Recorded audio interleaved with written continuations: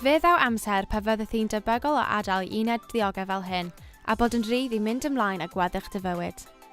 Y newyddion da yw bod cymorth ar gael I ti. Boed yn gyngor ar dau, buddoliadau, cyrfaoedd a llety ac ati. Fe fuon ni'n siarad ar rai o asiantaethau a all dy helpu yn y dyfodol. Dechreuon ni gan ofyn I Gyrfa Cymru os dylai pobl ifanc boeni am swyddi neu addysg pan fydden nhw'n gadael uned ddiogel. Dim yn gwbl, mae'n ddigon o opsiynau ar gael ar hyn o bryd I bobl ifanc.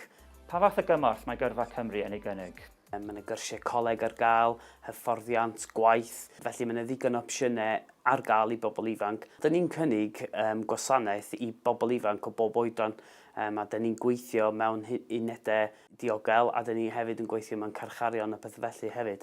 Felly dyn ni'n rhoi digon o wasanaeth I bobl ifanc. Beth yw'r peth pwysicaf y dylai person ifanc wneud cyn gyntaf gyfeddant yn gadael? Y peth pwysicaf ydy cysylltu efo ni. Mae yna ddilliau gwahanol fyddwn nhw'n gallu cysylltu, un wrth un a siarad wrthyn ni, neu sy'n nhw'n gallu ffonio neu mynd drwy'r we.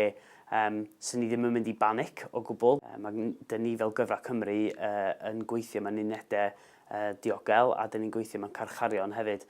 A be dyn ni'n neud hefo'r bobl ifanc yna ydy mynd dros yr opsiynau sydd ar gael iddyn nhw I wneud yn siŵr bod nhw efo ffocws pan maen nhw'n gadael y llefydd yma. Mae symud ymlaen gyda dy fywyd yn haws gyda help pobl o dy amgylch. Paid â bod yn swil I ofyn am gymorth gan dy weithiwr allweddol sydd yna I ateb unrhyw cwestiynau sydd gen ti. Buom yn siarad â Martin sydd yn gweithio gyda phobl ifanc sydd yn dechrau eu bywyd newydd. So what type of support should a young person expect to receive when they get out? The first thing I'd be asking is what the young person feels their needs and wants are when they're actually released.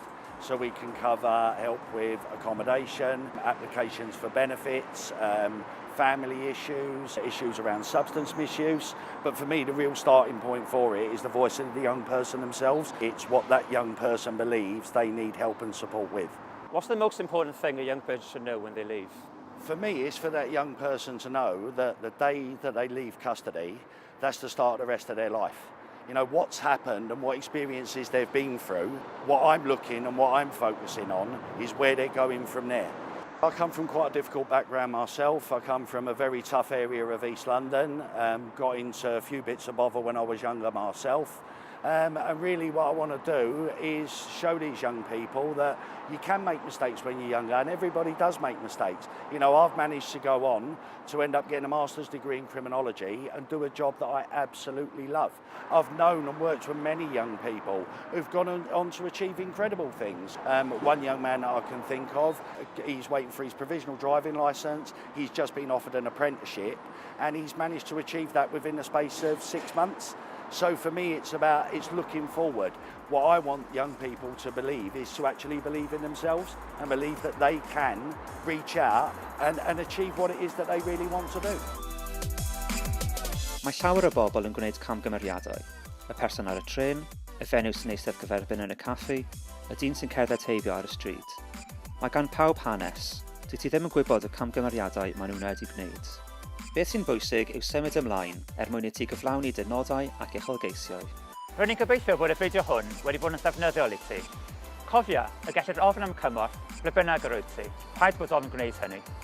Y peth allweddol yw, gwneud yn siŵr fod ti'n gwybod y hawliau ar hyn sydd ar gael. Dyna penod fyr yr unig yn dy daith trwy bywyd.